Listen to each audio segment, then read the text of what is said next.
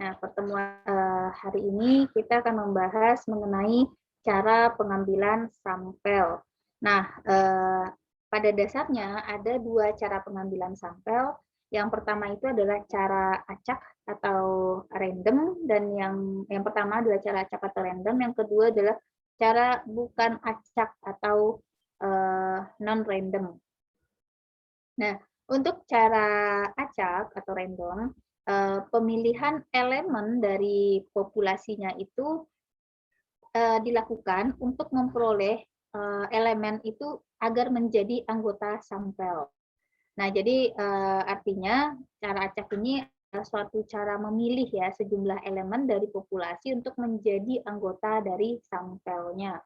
Pemilihannya itu dilakukan sedemikian rupa sehingga nantinya setiap elemen, jadi elemen yang terpilih itu akan memperoleh kesempatan yang sama, atau istilahnya itu adalah equal chance. Jadi kesempatan yang sama untuk dapat dipilih menjadi anggota sampelnya. Nah, pemilihan dapat dilakukan dengan ketentuan atau dengan melakukan lotere atau undian gitu ya. Nah, apabila jumlah elemennya itu dua, maka rekan-rekan semua akan membutuhkan suatu angka acak. Nah, cara ini dianggap cara yang paling objektif. Oke. Karena dia bersifat netral ya, cara acak tidak memilih-milih, maksudnya tidak memilih mana yang disukai. Anda pilih secara acak. Contohnya pemilihan secara acak ini, Anda ingin mengetahui kepuasan pengguna dari siswa ITP. Nah, target respondennya itu adalah seluruh mahasiswa ITP, populasinya ya, seluruh mahasiswa ITP. Sampelnya mana? Anda ngambil comot, terserah Anda yang Anda temui di gerbang kampus, Anda temui di kantin, Anda temui di lab, atau Anda temui di kelas. Nah, itu disebut dengan cara acak atau cara random. Nah, dan itu dinilai, cara ini dinilai lebih objektif ya, karena netral gitu. Kemudian sampling ini disebut sebagai probability sampling, atau apa namanya, setiap elemen itu memiliki kemungkinan atau probabilitas yang sama untuk dipilih. Gitu. Nah, cara kedua adalah cara bukan acak atau non-random, di mana cara ini merupakan suatu cara pemilihan elemen-elemen dari populasi untuk menjadi anggota sampel. Setiap elemen tidak, untuk yang bukan acak ya, setiap elemen ini tidak akan mendapatkan kesempatan yang sama untuk dipilih. Jadi karena tadi dia memilih ya, contohnya tadi penelitiannya adalah apa namanya, Anda ingin meneliti kepuasan pengguna siswa ITP gitu ya.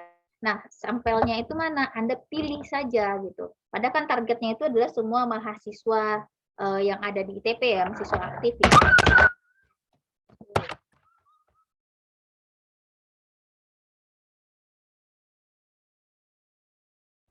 Nah, oke, mohon maaf tadi ada background yang kurang menyenangkan. Oke, kemudian berikutnya apa namanya, Anda mencari responden, tapi respondennya itu Anda tetapkan. Ya, yang paling dekat dengan Anda jadikan dia sebagai sampel. Atau yang Anda kenal, Anda jadikan sebagai sampel. Nah, ini yang menjadi apa namanya, yang dikatakan sebagai ada kondisi elemen yang tidak mendapatkan kesempatan yang sama.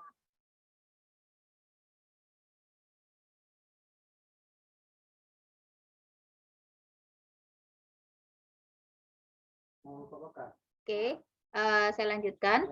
Nah, dengan demikian, jadi sampling yang tadi itu dipilih berdasarkan ya keinginan subjektif lah istilahnya ya, karena apa namanya, karena Anda menyukainya atau Anda mempercayainya gitu ya untuk menjadi responden. Nah, karena itu menjadi sampling yang non probability sampling istilahnya. Jadi artinya ada elemen nanti yang tidak memiliki probabilitas atau kemungkinan yang sama untuk dipilih. Nah, karena tadi ada semua mahasiswa ITP, jadi sudah pasti mahasiswa yang tidak ada, yang tidak mengenal rekan-rekan semua itu pasti tidak akan dipilih untuk mengisi survei atau mengisi kuesioner terkait dengan penelitiannya, yaitu kepuasan pengguna Siswo ITB. Sama seperti gini, ada beberapa orang dosen yang sedang dalam penilaian untuk memperoleh dos seperti itu ya. Nah, nanti ada penilaian dari mahasiswa. Nah, mahasiswa ini memang tidak semua mahasiswa nanti yang akan dijadikan target kuesionernya, tapi dipilih ya. Nah, kecenderungannya dosen-dosen akan memilih mahasiswa yang yang dianggapnya mahasiswa ini bisa yang pertama itu yang kenal ya, yang kedua itu adalah yang bekerja sama gitu, atau yang ketika di kelas itu interaksinya bagus dengan si dosennya gitu. Nah, sehingga si mahasiswa itulah yang yang didaftarkan untuk nanti dapat mengisi kuesioner di Dikti. Itu disebut dengan cara non random. Nah, mahasiswa yang lain gimana? Mahasiswa TI yang lain kan banyak juga tuh ya. Ya pastinya nggak akan kepilih karena kenapa? Karena ya si dosennya itu tadi pendekatannya dia lebih dekat dengan 10 orang saja. Padahal mahasiswa TI yang aktif itu ada sekitar 500 orang misalnya seperti itu ya. Nah, di sana kendala itu yang dikatakan bahwasanya jenis sampelnya itu adalah non probability sample. Nah, cara ini itu masuk dalam kategori subjektif. Nah, ini tadi subjektif itu artinya apa? Kan berdasarkan ya indikator suka atau tidak suka ya, subjektifnya ya.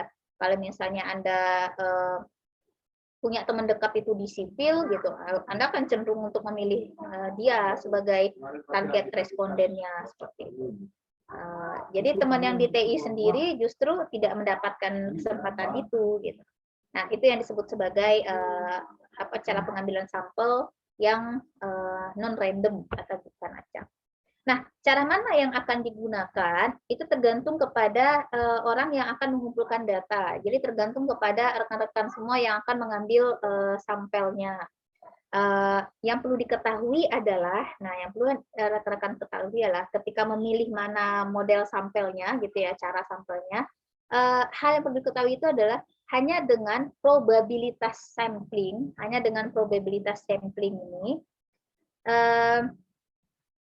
yang sifatnya acak ya, itulah yang nantinya dapat melakukan atau penelitian itu dapat berkaitan dengan penggunaan metode analisis statistik, atau dapat melakukan pengujian hipotesis, dapat membuat perkiraan interval, dapat memperkirakan besarnya kesalahan perkiraan.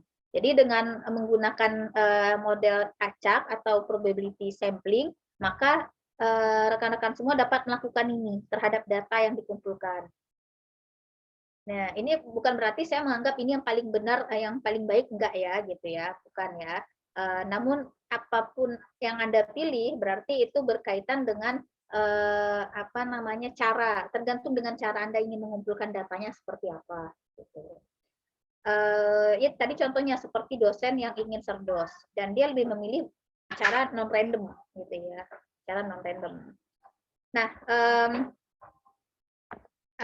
dengan melakukan cara random ini sebenarnya itu memungkinkan untuk memperhitungkan besarnya risiko ketidakpastian, uncertainty dalam proses pengambilan keputusan.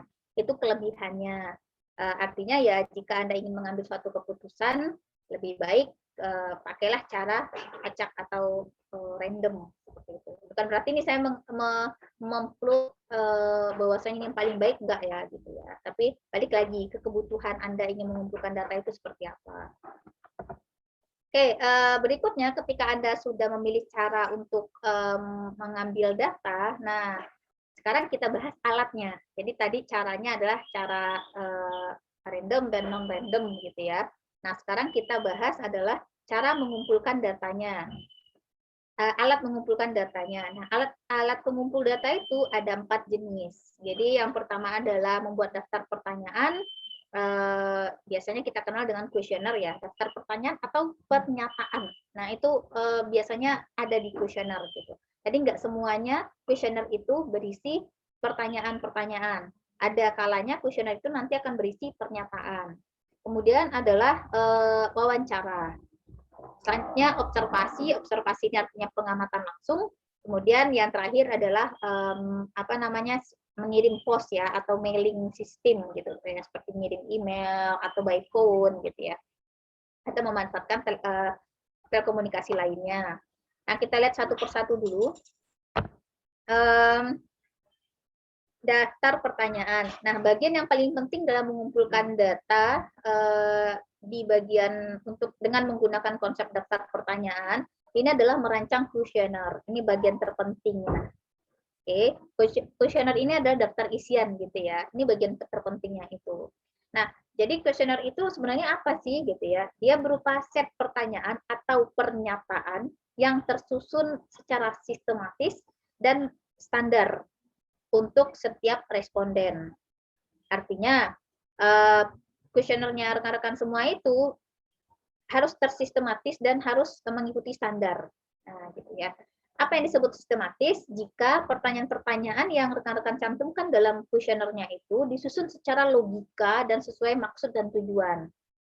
Contohnya, ketika rekan-rekan semua ingin meneliti kepuasan pengguna aplikasi ojek online, gitu ya.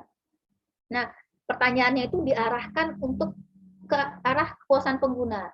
Nah, kepuasan pengguna metodenya itu ada banyak sekali gitu ya. Contohnya adalah EUCS gitu, atau kaitannya ke usability itu bisa gitu ya. Nah, nanti masing-masing metode itu dia punya indikator.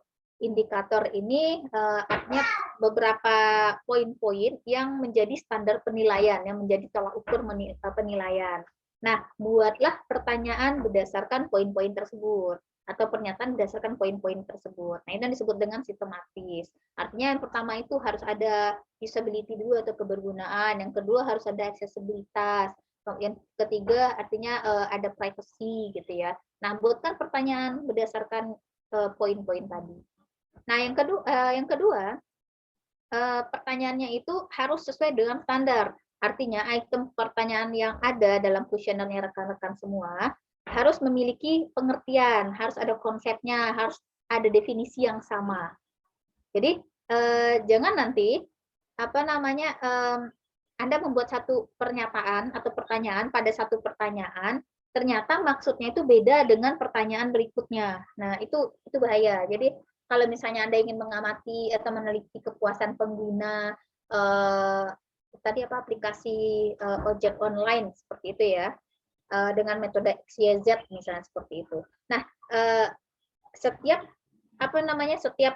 item pertanyaannya itu harus memuat definisinya. Artinya kalau misalnya Anda ingin mencari tahu bagaimana respon pengguna terhadap kebergunaannya, ya, maka cari Anda definisikan dulu bahwasanya aplikasi ojek online ini akan dinilai berdasarkan usability-nya atau kebergunaannya. Nah, apakah Anda sudah pernah mengaksesnya? Jika sudah, nanti masuk lagi ke pertanyaan berikutnya. Apakah usability-nya itu baik gitu ya, atau bagaimana Anda setting pertanyaannya. Nah, itu yang disebut dengan standar. Jadi pertanyaan rekan-rekan semua untuk kuesioner itu harus sistematis dan harus standar. Yang kedua, berkaitan dengan kuesioner adalah kuesionernya rekan-rekan semua itu harus sesuai dengan situasi atau lingkup dari topik yang akan diselidiki. Ya, kalau misalnya ingin mengamati kepuasan pengguna aplikasi ojek online, maka ya kuesionernya itu atau pertanyaan-pertanyaan atau pernyataannya itu harus sesuai dengan kepuasan pengguna itu. Jadi dan harus sesuai juga dengan objeknya, yaitu aplikasi online. Kemudian informasinya itu harus berupa fakta, objektif, sesuai dengan tujuannya dari survei. Jadi artinya ya yang ingin Anda sampaikan di list pertanyaan atau pertanyaan rekan-rekan semua itu adalah informasi yang memuat fakta. Jadi jangan mengarang pertanyaan yang sebenarnya itu nggak sesuai dengan fakta. Nah, itu nanti akan mengacaukan data rekan-rekan semua. Kemudian adalah target respondennya itu harus jelas. Nah, ini paling sering nih miss-nya. Target responden itu siapa, Bu? Yang akan mengisi kuesioner. Oke.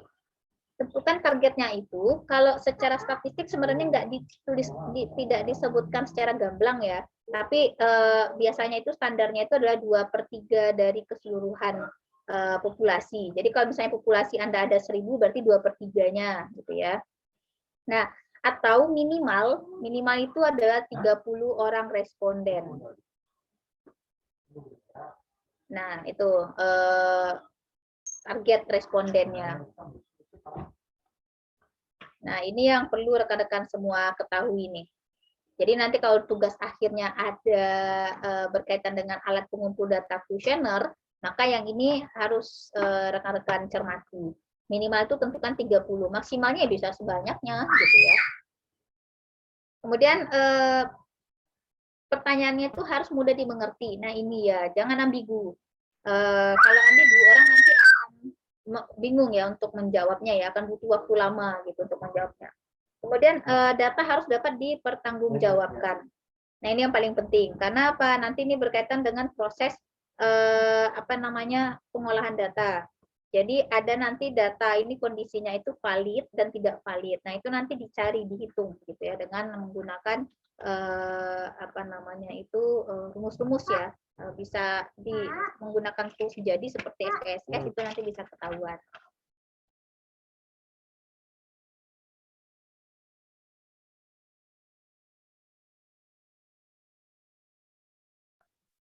Oke.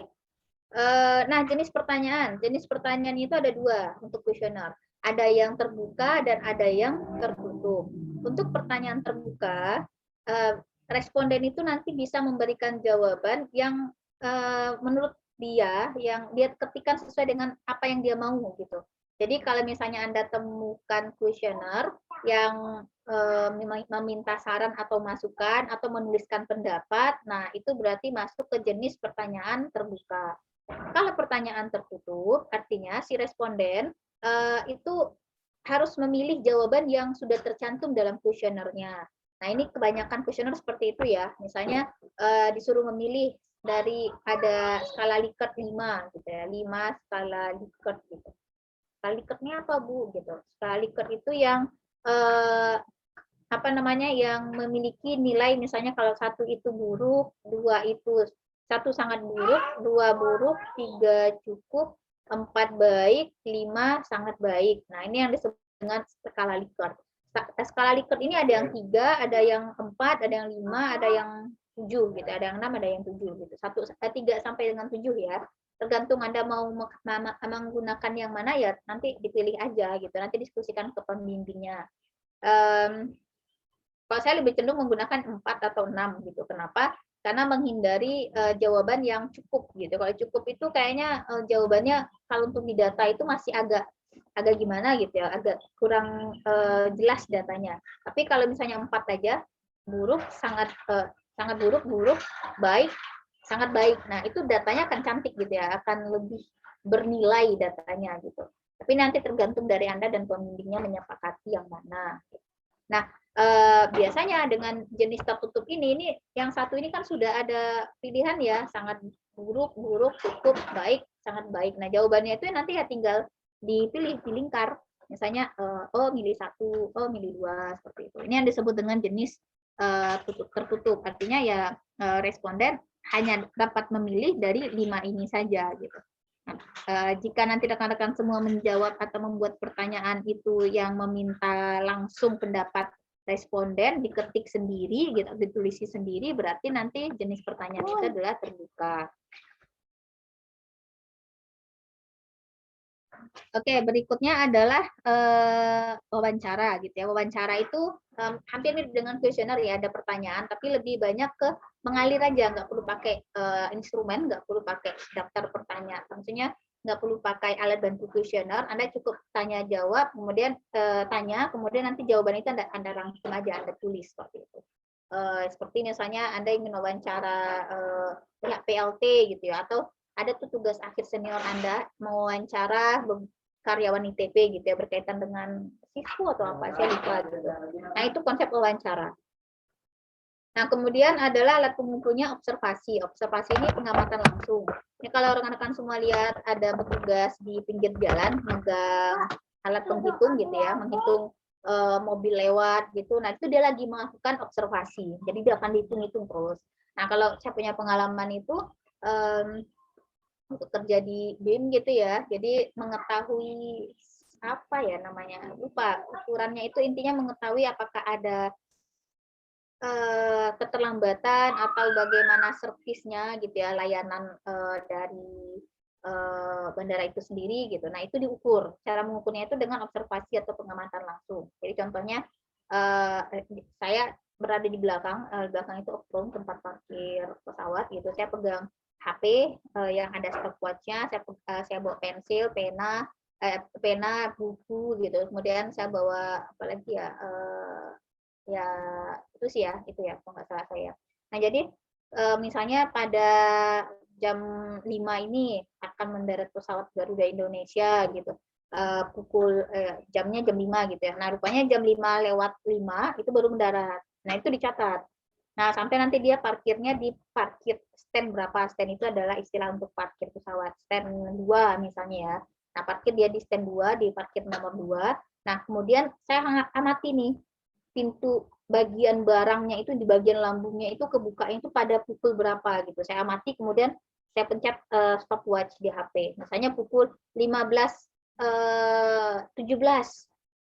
pintu lambungnya yang tempat bagasi, tempat tas-tas rekan-rekan semua tersimpan gitu ya, dibuka. Saya catat 15.17. Nanti itu stopwatch-nya jalan terus gitu sampai semua barang itu keluar dari lambung pesawat itu, dari bagian perut pesawat itu, dan dipindahkan ke dalam apa namanya, loader truck gitu ya, apa namanya, kayak semacam mobil yang ada kerangkengnya, tempat barang gitu, ditaruh di sana. Nah, kemudian nanti mobil itu mengantarkan barang-barangnya tersebut ke depan conveyor. Conveyor tahu ya, kalau misalnya yang sering berangkat atau mungkin pernah melihat conveyor itu yang ada apa namanya, seperti ban berjalan gitulah istilahnya ya. Barang ditaruh nanti dia berjalan sendiri gitu ya, itu conveyor ya. Nah, dari keluar dari pesawat sampai barang itu ditaruh pertama kali ke conveyor, kemudian saya stop, saya berhentikan stopwatch-nya. Jadi rupanya ketahuan 15.17 lambungnya dibuka, barangnya itu dimasukkan ke dalam mobil tadi, kemudian mobilnya membawa sampai ke conveyor. Conveyornya ini barang itu ditaruh pertama kali ke conveyor itu ternyata pada pukul 15.37 gitu ya. Saya catat 15.37. Nah, nanti setelah itu ngapain lagi? Saya masih mengamati. Dari 15.37 tas itu ditaruh yang pertama sampai tas-tas berikutnya, sampai nanti tas semua barangnya habis. Nah, itu pukul berapa? Sampai nanti 15.55 misalnya ya. Saya catat lagi 15.37 sampai 15.55 itu semua barang habis di conveyor. Nah, itu nanti menjadi suatu kesimpulan, dianalisis oleh bagian tertentu untuk menghasilkan suatu kesimpulan. Itu yang disebut dengan observasi. Kemudian alat pengumpul lainnya adalah pos ya. Pos ini bisa dalam bentuk email gitu. Mungkin rekan-rekan semua pernah mendapatkan email untuk meminta mengisi suatu kuesioner. Nah, atau by phone. Pernah nggak ditelepon oleh provider, untuk provider ya selulernya Anda ya, kartu selulernya Anda itu. Ditelepon untuk minta survei, bagaimana layanan kami, puas nggak? Nah, ada nggak yang pernah dapatkan itu?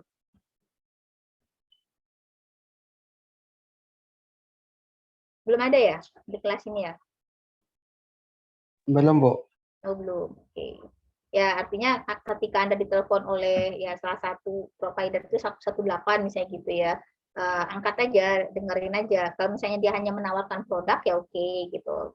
Tapi misalnya ada beberapa itu dia akan menanyakan, akan mensurvei gitu.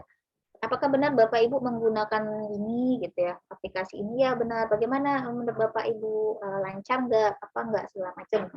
Dia akan menanyakan seperti itu. Nah, itu disebut dengan alat pengumpul data bagian ini, pos atau mailing system, telepon, dan alat komunikasi lainnya.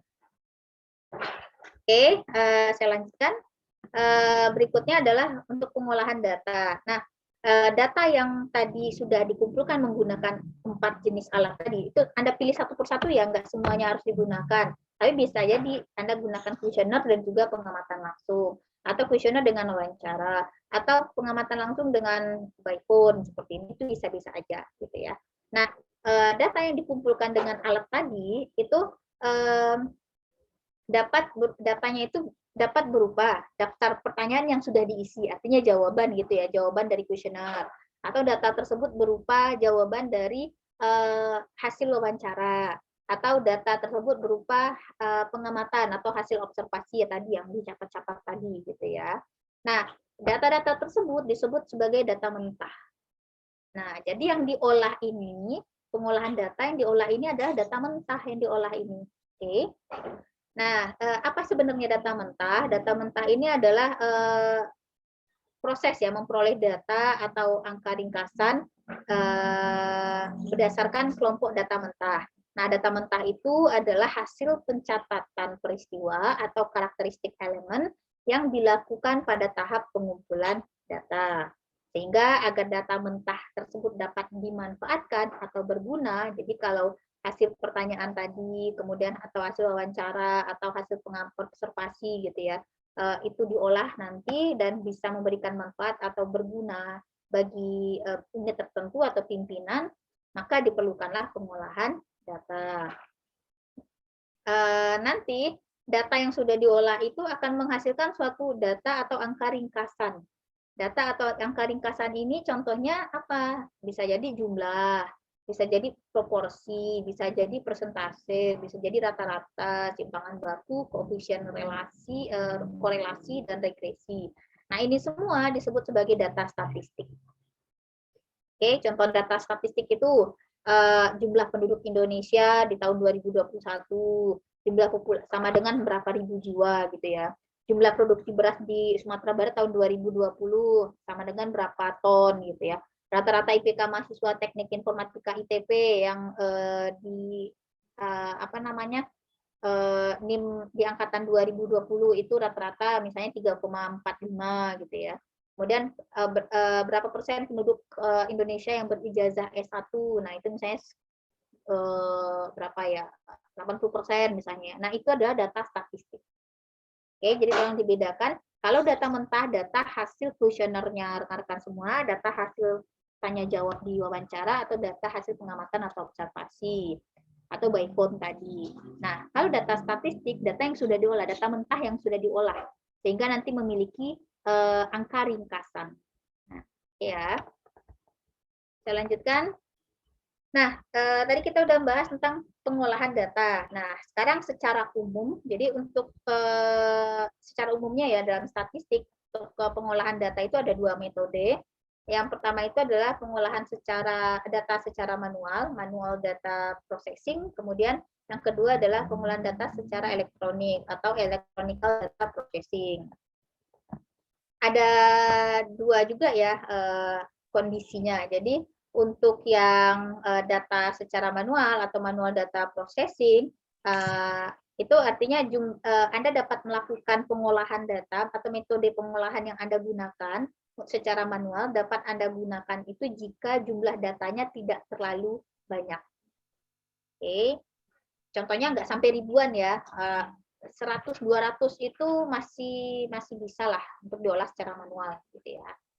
Hanya saja kekurangannya pasti akan membutuhkan waktu yang lama. Kemudian kemungkinan terjadi kesalahan itu sangat besar ketika menghitung secara manual gitu ya. Nah, proses menghitung secara manualnya itu biasanya dikenal dengan tally mark atau Menelli istilahnya ya kalau rekan-rekan pernah dengar. Contohnya apa? Nah, ketika menghitung surat suara pemilu. Ini yang dimaksud menghitung surat suara pemilu ini adalah ketika di TPS. Mungkin rekan-rekan semua sudah pernah nyoblos ya, apa namanya, jadi pemilih ya. Nah, kan nanti ditentukan di TPS berapanya Anda dapat melakukan apa namanya pencoblosan surat suara gitu. Misalnya di TPS 01. 01 ini jumlah pemilihnya itu sebutlah mungkin paling banyak itu ada 200 gitu ya, ada 200 orang. Nah, nanti hasil pencoblosan itulah yang akan diteli. Teli itu seperti apa? Seperti ini. Pernah melakukan pemilihan ketua kelas dulu waktu sekolah? Enggak pernah? Pernah, Bu. Pernah. Nah, pernah melakukan pemilihan seperti ini enggak? Pemilihan suara seperti ini? Pernah, Bu. Pernah ya. Nanti kan ujung-ujung ini dijumlahkan ya. Dapatnya berapa? 20. Itu ya. Nah, ini yang disebut dengan metode pengolahan data manual dengan konsep telemark gitu. Kemudian pengolahan data secara elektronik itu biasanya dilakukan untuk mengolah jumlah data yang sangat besar. Jadi biasanya sudah masuk ribuan bahkan puluhan ribu. Ini masuk dalam kasus pemilihan juga. Kenapa itu kan luas Bu gitu ya. Tapi kalau masih dalam konteksnya TPS, masih dalam lingkup TPS ini cukup manual aja. Tapi ketika sudah mengumpulkan suara satu negara, satu nasional lingkupnya, artinya dari Sabang sampai Merauke lah gitu ya. Nah, Anda mau tidak mau membutuhkan pengolahan data secara elektronik, tersistem bisa atau bagaimana, gitu ya. Nah, kelebihannya adalah pastinya ada efisiensi waktu, penghematan waktu, kemudian meminimalisir kesalahan pengolahan data. Hanya saja ini nggak bisa saya klaim juga meminimalisir, tergantung lagi ya, tergantung dari operator yang inputkan dan kedua dari sistem itu bekerja. Kalau misalnya sistemnya ada bug-nya, error bisa jadi akan memunculkan kesalahan gitu ya. Atau kalau operatornya nggak benar nginputin ya pasti akan salah juga. Nah jadi sebenarnya agak ambigu juga nih kelebihannya, tapi ya oke lah gitu ya. Nah jadi apa namanya, mana yang akan dipilih gitu ya. Jadi untuk menentukan metode pengolahan data yang baik itu tergantung dari seberapa besar ukuran datanya. Saya nggak bisa klaim kalau yang manual itu lebih buruk dari elektronik atau elektronik ini yang lebih baik dari manual, itu saya nggak bisa klaim seperti itu karena nanti tergantung dari data yang akan diolah. Kalau misalnya mengolahnya itu hanya nggak sampai ribuan, ya lebih baik gunakan secara manual gitu ya. Nah, jika sedikit datanya, nah itu akan lebih baik Anda direkomendasikan itu menggunakan secara manual. Jadi kalau banyak, maka lebih baik gunakan yang terkomputerisasi. Ya, itu mengenai metode pengolahan data. Nah, sekarang silakan siapkan kertas dan pena. Jadi, nah ini ada latihan ya, latihan. Silakan dijawab. Jadi nanti jawabannya rekan-rekan semua itu yang ya yang mau aja, yang sukarela, yang mau gitu ya. Nanti bisa apa namanya memperlihatkan jawabannya itu di kameranya. Jadi perlihatkan di kamera atau mungkin Anda bisa share screen kalau misalnya Anda buatkan itu di laptopnya rekan-rekan atau di HP-nya rekan-rekan. Jadi di sini ada contoh soal latihan. Diasumsikan ada dilaksanakannya pemilihan ketua BEM tahun 2019 di kampus ITB. Dan ada 4 calon ketua BEM nih gitu ya. Jadi ada dari Prodi Teknik Elektro, nanti diberikan nomor urut 1, Prodi Teknik Informatika nomor urut 2, kemudian Prodi Teknik Mesin nomor urut 3, dan terakhir Prodi Teknik Sipil nomor urut 4. Jadi semua mahasiswa itu di ITB nanti akan memilih salah satu dari 4 perwakilan ini. Gitu. Nah, ternyata dari hasil pemilihan tersebut gitu diperoleh 45 suara. Jadi ada 45 orang yang melakukan pencoblosan ini ya gitu ya. Nah, 45 itu dituliskan dengan ini hasilnya dituliskan seperti berikut ini ya. Jadi nomor-nomor ini mewakili prodinya. Jadi kalau 2 ini berarti prodi teknik informatika, elektro, mesin, informatika, sipil, seperti itu ya. Nah, berikut seterusnya. Total ini semua itu adalah, ini kayak angka 3 jadi. Jadi total ini semua adalah 45, harusnya gitu ya. Nah, silakan rekan-rekan semua melakukan metode telemark untuk menentukan jumlah masing-masing suara untuk setiap prodi. Oke.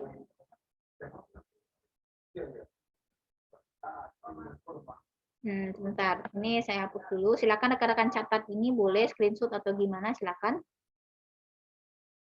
Nanti, nah dibuatkan seperti ini. Jadi prodi teknik elektro itu berapa suara yang dia peroleh? Misalnya 1, 2, 3, 4, 5. 1, 2. Sorry, sebentar. Oke, 1, 2, 3. Jadi kalau ini berapa? Ini contohnya aja ya. Berarti ada 8 suara. Nanti silakan semuanya itu Anda buatkan. Ini bagi yang mau mengerjakan aja ya. Yang enggak, oke. It's okay. Gitu. Nanti dijumlahkan totalnya adalah 45. Benar nggak 45? Oke. Silakan dicoba. Saya buka kembali. Sembari menunggu Anda, saya berikan waktu sekitar berapa menit ya ini ya. Sekarang jam 4 ya, jam 4 lewat, jam 5 kurang seperempat ya, 4.46. Jadi saya berikan waktu kurang lebih nanti sekitar 2 menit ya untuk menjawab ini. Jadi 4.48 nanti saya coba tanya satu persatu. Ya enggak satu persatu juga, siapa yang suka rela menunjukkan hasil kerjanya. Oke ya, silakan.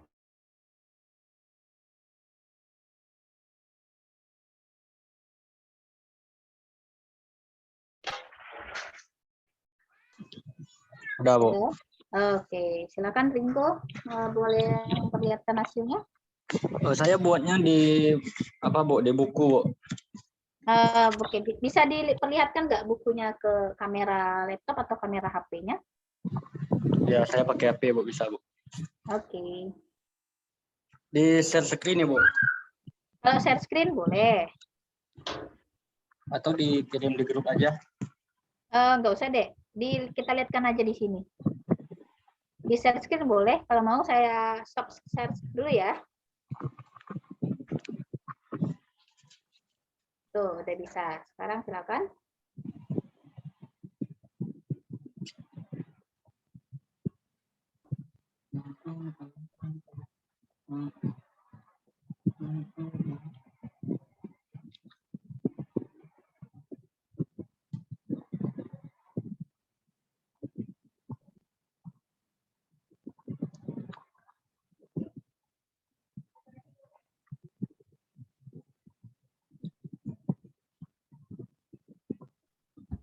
Ini agak susah, Bu. Saya pakai HP, Bu. Oke. Anda berarti buatnya di handphone seperti itu ya? Oh, bukan, Bu. Saya buatnya di buku. Oh, oke. Anda apa sih namanya? Anda taruh HP-nya seperti ini. Oh, sorry, kelihatan nggak nih? Misalnya HP ya. Bisa, Bu. Nanti ada lihatkan bukunya gitu. Atau Anda taruh di meja boleh juga. Tinggal nanti Anda ginikan HP-nya tuh. Nah itu HP-nya saya tuh. Oh, udah kelihatan, Bu. Nah, jawabannya belum.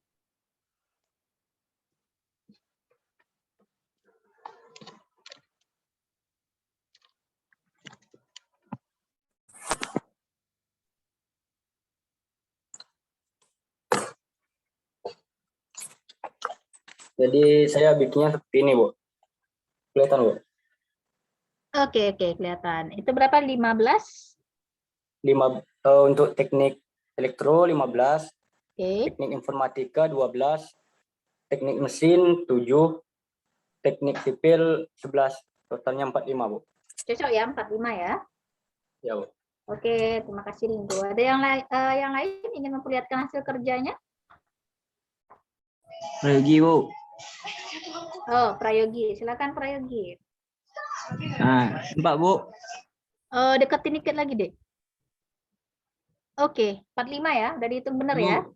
Ya, Bu. Oke. Siapa lagi? Fadila, Bu. Fadila. Oke, silakan deh.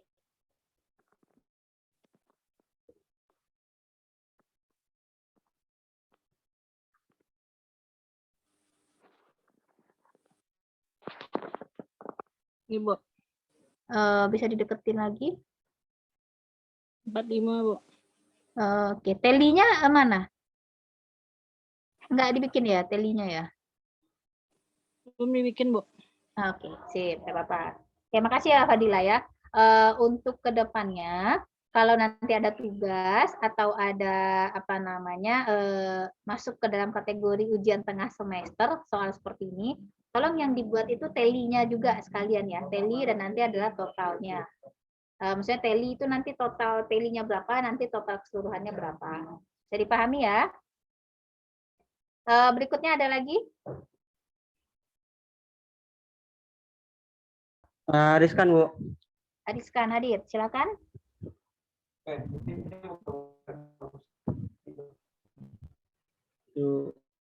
Udah kelihatan, Bu.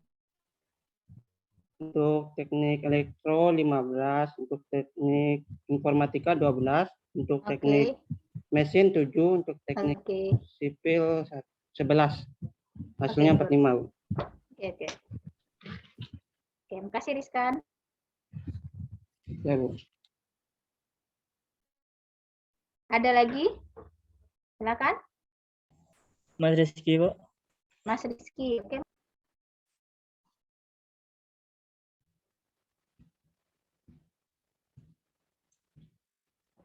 Ini Bu, bisa kelihatan, Bu.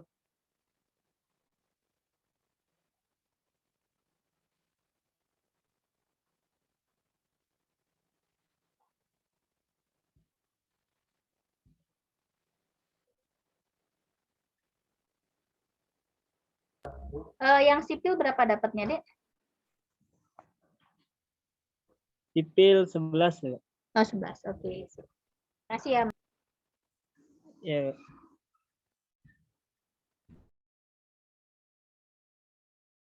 Oke, berikutnya ada lagi. Sorry, Bu. Ansori. Silakan Ansori.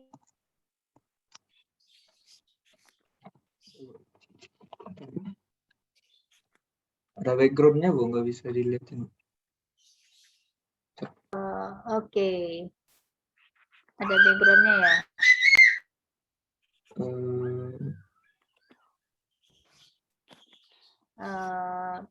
Atau misalnya Anda remove dulu backgroundnya, atau misalnya ganti dulu backgroundnya bisa.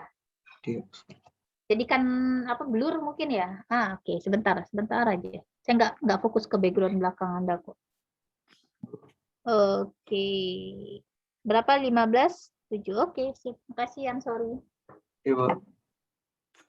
Ada lagi? Saya, Bu.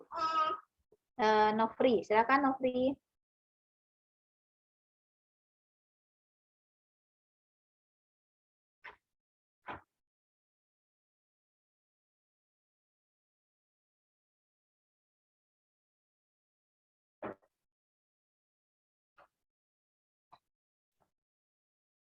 Oke, good.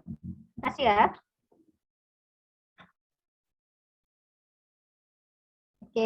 Oke, Nofri. Oke, ada lagi?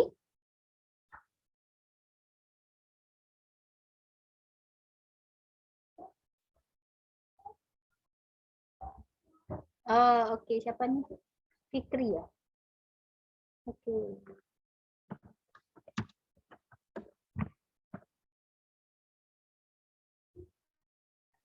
Oke, nggak ada lagi ya. Oke, kalau tidak ada, terima kasih buat yang tadi sudah melihatkan progresnya. Saya kembali share screen dulu ke materinya. Jadi bagi yang rekan-rekan yang lain mungkin yang belum paham Nelly seperti apa nih tadi teman-temannya tadi udah benar ya. Ini ada 15 seperti itu. Jadi dihitung 15 itu dari mana gitu ya. Saya balik ke sini.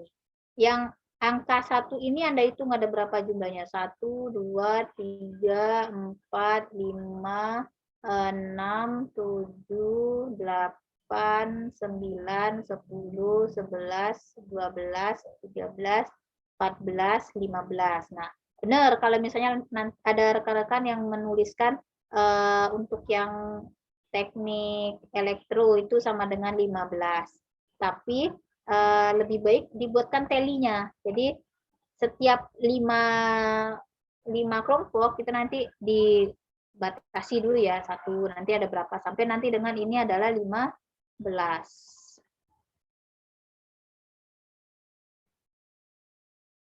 Ini adalah 15. Nah, begitupun yang ini tadi ada berapa? 12 ya. Nih. 12. Nah, yang ini ada berapa? 7 gitu ya. 7. Nah, yang untuk prodi teknik sipil ini ada berapa? 11 ya.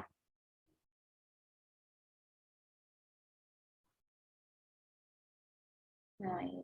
Jadi totalnya 11. Total untuk teknik sipil 11, total keseluruhan ada 45. Nah, hasil pengolahan data ini juga dapat disajikan dalam bentuk grafik atau tabel yang nanti kita akan bahas mungkin kalau nggak sempat hari ini saya berikan link materinya untuk Anda pelajari minggu depan, untuk dipelajari dalam minggu ini ya, karena nanti ada quiz, ada tugas mandiri di hari Sabtu. Oke, nah ini masih ke pengolahan data manual. Jadi ini adalah hasil dari survei terhadap 10 buah perusahaan di daerah Baitpasana yang diambil secara acak. Nah, berarti ini pengolahan sampelnya itu diambil acak gitu ya. Nah, tujuan survei ini apa? Tujuannya itu untuk mengetahui jumlah, mengetahui rata-rata modal, kemudian mengetahui persentase perusahaan yang modalnya itu kurang dari suatu nilai tertentu. Nah, hasil surveinya itu diperoleh disebut dengan data mentahnya ya, data mentah dari 10 perusahaan yang disurvei tadi, diperoleh yang seperti ini. Ini dia. Nah, 50 ini artinya apa? 50 juta rupiah. 50 juta, 40 juta, 70 juta. Jadi nggak dituliskan panjang ya. Jadi ini mewakili nilainya itu dalam jutaan rupiah. Dari hasil survei ini, silakan rekan-rekan cari tahu berapa jumlah modal keseluruhan dari 10 perusahaan ini, berapa rata-rata modalnya, kemudian berapa persentase perusahaan dengan modalnya itu yang kurang dari 100. Nah, silakan dicari. Ini ada template-nya, jadi silakan nanti misalnya jumlah modalnya berapa, rata-ratanya berapa, persentasenya berapa. Silakan dicatat, saya berikan waktu sekitar 3 menit untuk ini. Silakan.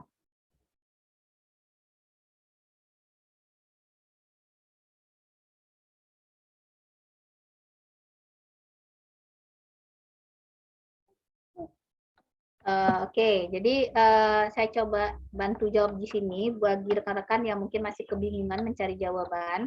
Nah, untuk jumlah modal keseluruhan, jadi di sini ada nih ya. Nah, ini kan 50, 40, 70, 60, 30, 100 gitu ya. Maka jumlah modalnya itu rekan-rekan nanti tulisnya itu seperti ini.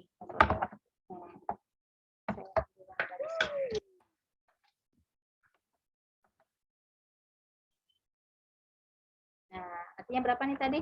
50 ditambah 40 ditambah 70 ditambah 60 ditambah 30 ditambah 100 ditambah 120 ditambah 80 ditambah 110 ditambah 90. Nah,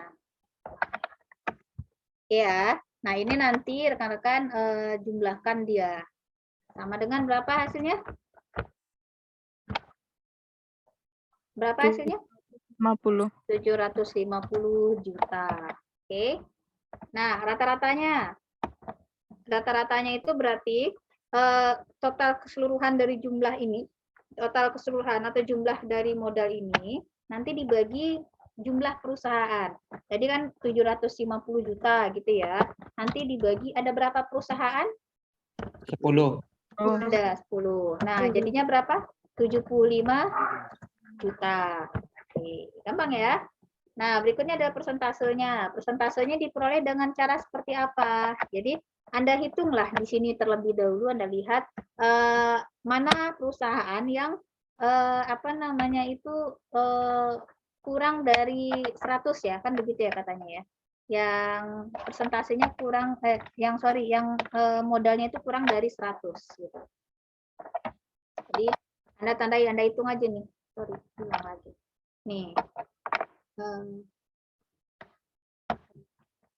Nah ini 1, 2, 3, 4, 5. Ini masuk nggak 100? Enggak. Enggak ya. Oke. 7, 6. Kok langsung. Sorry. Cabut.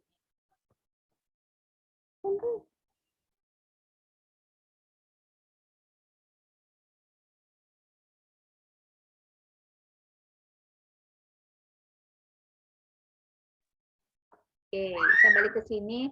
1, 2, 3, 4, 5, 6, 7. Berarti ada 7. Yang 100, 120 sama 110 ini nggak masuk kategori karena dia lebih dari atau besar sama dari 100 gitu ya. Nah, sehingga saya balik ke sini karena tadi ada 7 perusahaan, maka 7 dibagi 7 perusahaan dibagi total perusahaan semuanya berapa? Ada 10 ya. Nanti ini dikali 100.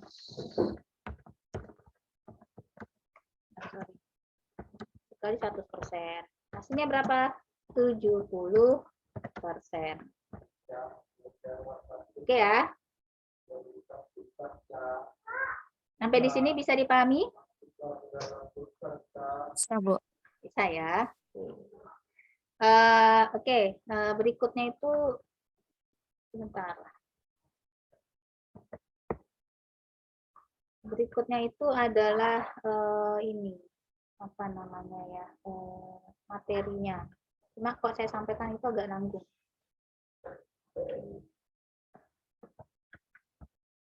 Nah, ini. Kok sampaikan nanggung? Kenapa nanggung? Nanti gantung dan dia itu agak panjang pembahasannya ya. Nah, materi ini bisa rekan-rekan dapatkan nanti itu di sebentar. Nanti saya coba share ya.